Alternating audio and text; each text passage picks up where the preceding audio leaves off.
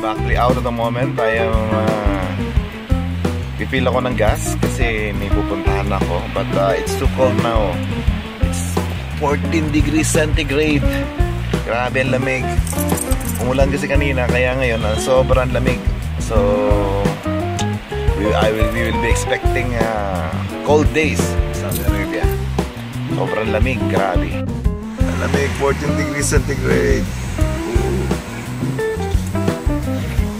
It's 7.75 halala per liter.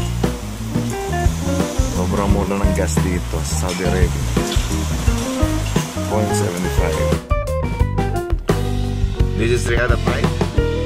Heavy traffic because of the MRT stations that's being constructed at the moment. So, kita niyan.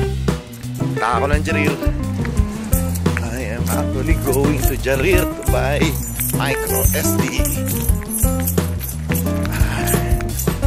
I'm going to Jarir bookstore. Sa Jarir bookstore dito na bibili yung mga tech gadgets and everything about Riyadh, Saudi Arabia.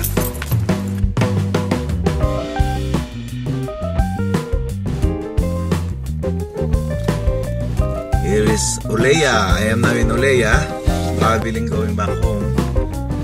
Ito yung Centria Mall. It's dirty. Ito yung Uleya. This is Riyadh at night.